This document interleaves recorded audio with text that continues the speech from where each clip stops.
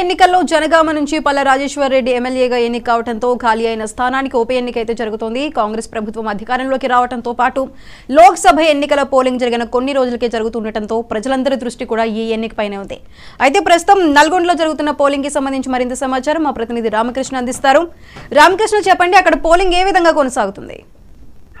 Sudha, graduate MLC ఎన్నికల polling ప్రశాంతంగా సాగుతుంది. ఉదయం 8 గంటలకు ప్రారంభమైనటువంటి పోలింగ్ ప్రక్రియ ప్రస్తుతానికైతే ప్రశాంతంగా కొనసాగుతుందని చెప్పవచ్చు. మరొక గంట సమయం, అంటే 4 గంటల వరకు పోలింగ్ సమయం ఉన్న నేపథ్యంలో మరొక గంట పాటు పోలింగ్ జరగనుంది. అయితే మొత్తంగా నల్గొండ జిల్లాలో ఉన్నటువంటి 3 జిల్లాలు, అంటే ఉమ్మడి నల్గొండ జిల్లాలో ఉన్న సూర్యాపేట, నల్గొండ, యాదాద్రి 3 జిల్లాలో కూడా ఎక్కడ కూడా ఎలాంటి ఘటనలు చోటు చేసుకుంటూ ప్రస్తుతం అయితే ఎన్నికల ప్రక్రియ ప్రశాంతంగా సాగుతుందని చెప్పొచ్చు. దీంట్లో భాగంగా నల్గొండ జిల్లాలో మాత్రం ఇప్పటికే 62.8% పోలింగ్ నమోదైంది. సూర్యాపేటలో కూడా దాదాపుగా 58.6% నమోదైంది. యాదాద్రి జిల్లాలో 42.3% పోలింగ్ అయితే నమోదైనట్టుగా ఇప్పటివరకు మనకు అధికారికంగా చెప్తున్నటువంటి పరిస్థితి. 4 గంటల వరకు కూడా పోలింగ్ సమయం ఉన్న నేపథ్యంలో ఓవరాల్ గా ఉమ్మడి నల్గొండ జిల్లాలో సుమారు 70% వరకు కూడా పోలింగ్ నమోదయ్యే అవకాశాలు ఉన్నట్లుగా అధికారులు అయితే అంచనా వేస్తున్న పరిస్థితి. అయితే ఈసారి పోలింగ్ ప్రక్రియలో పోలింగ్ శాతాన్ని పెంచడం కోసం అధికారులు ప్రత్యేకంగా చర్యలు తీసుకోవడంతో పాటుగా కొత్త ఓటర్లు ఎవరున్నారో వీరంతా కూడా ఓటు హక్కును సద్వినియోగం చేసుకోవడానికి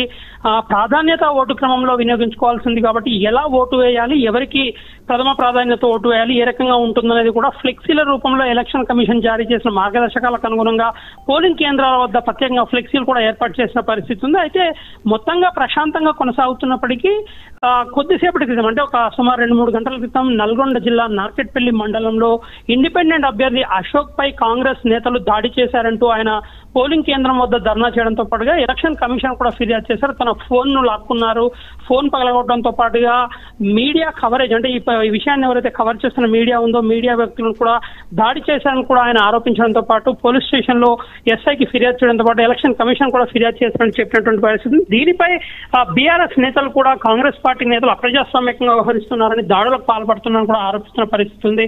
మరొక పక్కన బీఆర్ఎస్ కు సంబంధించి సూర్యాపేట ఎమ్మెల్యేగా ఉన్నటువంటి మాజీ మంత్రి జగదీష్ రెడ్డి కూడా నల్గొండ జిల్లా, అంటే ఉమ్మడి నల్గొండ జిల్లాలో పలు పోలింగ్ కేంద్రాలను సందర్శించి పోలింగ్ ప్రక్రియ ఎలా సాగుతుందనేది కూడా చూస్తున్నటువంటి పరిస్థితి, పరిశీలిస్తున్నటువంటి పరిస్థితి ఉంది. ఇక మరొక పక్కన ఎన్నికల కమిషన్ ఇచ్చినటువంటి ఆదేశాల మేరకు జిల్లాలో ఉన్నటువంటి అన్ని పోలింగ్ స్టేషన్లో జరుగుతున్న వెబ్ కాస్టింగ్ ద్వారా ఎమ్మెల్సీ ఎన్నికల పోలింగ్ ప్రక్రియను మాత్రం జిల్లా రిటర్నింగ్ అధికారులతో పాటు ఎన్నికల సంఘం కూడా ప్రత్యేకంగా పర్యవేక్షిస్తూ ఎప్పటికప్పుడు అవసరమైన సూచనలు కూడా చేస్తున్నటువంటి పరిస్థితి ఉంది.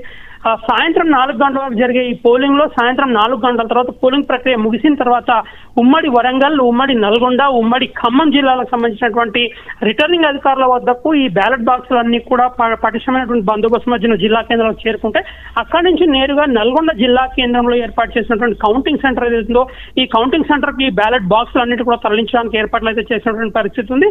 బ్యాలెట్ బాక్సులు తీసుకొచ్చిన తర్వాత జూన్ 5వ తేదీన జరగనున్న కౌంటింగ్ ఏదైతుందో కౌంటింగ్ వద్ద, కౌంటింగ్ హాల్ వద్ద తీసుకొచ్చిన తర్వాత స్ట్రాంగ్ రూమ్ వద్ద 3 అంచెల భద్రతా వ్యవస్థను ఏర్పాటు చేసి ఎక్కడ కూడా ఎలాంటి ఇబ్బందులు తలెత్తకుండా పోలీస్ శాఖ ఆధ్వర్యంలో కూడా చర్యలు తీసుకునే పరిస్థితి ఉంది. నల్గొండ జిల్లాలో జిల్లా కలెక్టర్ దాసరి హరిచంద్రన్ కూడా తన ఓటు హక్కును వినియోగించుకున్నారు. అదేవిధంగా నకరికల్ ఎమ్మెల్యే వేముల వీరేశం దంపతులు కూడా ఓటు హక్కును వినియోగించుకున్నారు. అలాగే పలు ప్రాంతాల్లో ఆయా స్థానికంగా ఉన్నటువంటి ప్రజాప్రతినిధులు, గ్రాడ్యుయేట్లుగా ఉన్నటువంటి ప్రజాప్రతినిధులు కూడా తమ ఓటు హక్కును అయితే వినియోగించుకున్న పరిస్థితి ఉంది. మొత్తంగా ఉమ్మడి నల్గొండ జిల్లాలో ఎన్నికల ప్రక్రియ ప్రశాంతంగా జరుగుతుండగా సాయంత్రం 4 గంటల వరకు పోలింగ్ శాతం మరింత పెరిగే అవకాశం ఉందని, దీనికి అనుగుణంగా ఓవరాల్ గా ఉమ్మడి నల్గొండ జిల్లా మొత్తం కలిపి కూడా 75% వరకు కూడా పోలింగ్ నమోదయ్యే అవకాశం ఉన్నట్టుగా అధికారులు మాత్రం అంచనా వేస్తున్నారు.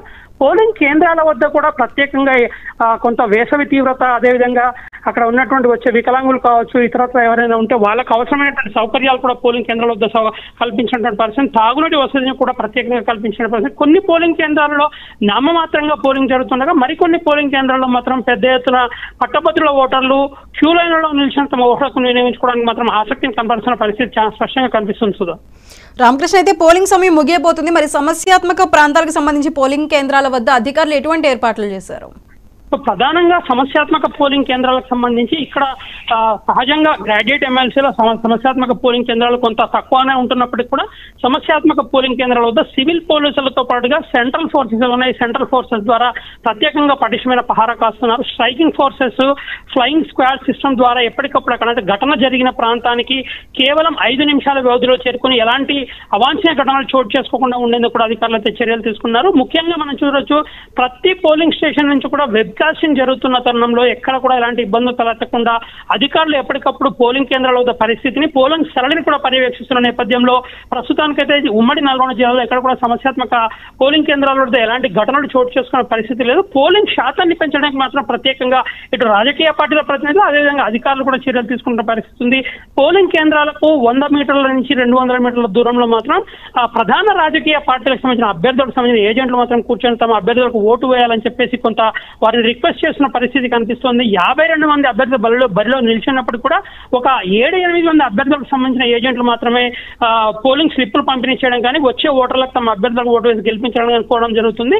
మిగతా అంటే 52 మంది పోటీలో ఉన్నప్పటికీ కూడా మిగతా అభ్యర్థులు మాత్రం నామాత్రంగానే పోటీలో ఉన్నట్లుగా చెప్పుకోవచ్చు.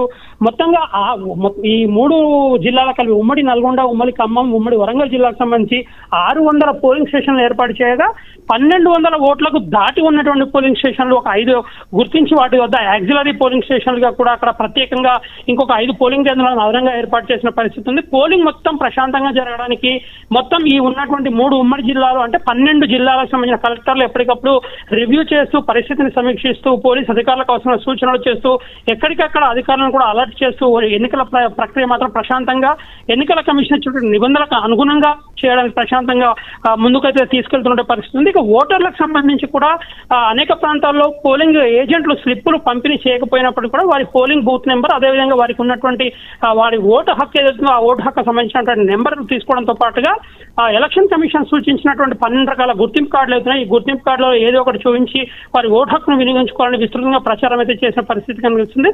మొత్తంగా ఉమ్మడి నల్గొండ జిల్లాలో ఎన్నికల ప్రక్రియ ప్రశాంతంగా సాగుతుండగా 4 గంటల సమయాన్ని వరకల్లా కనీసం 70 నుంచి 72% పోలింగ్ అయితే నమోదయ్యే అవకాశం ఉన్నట్లుగా అధికారులు ధృవీకరిస్తున్నటువంటి పరిస్థితి కనిపిస్తుంది. Right Ramakrishna, thank you.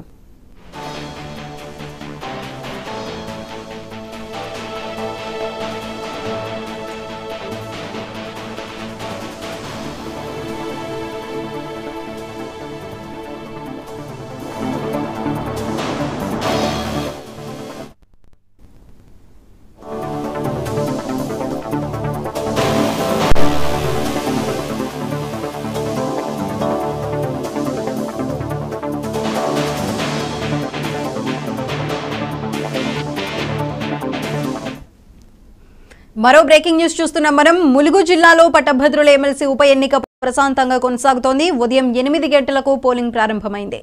మధ్యాహ్నం 12 గంటల వరకు 31.99% పోలింగ్ నమోదైంది.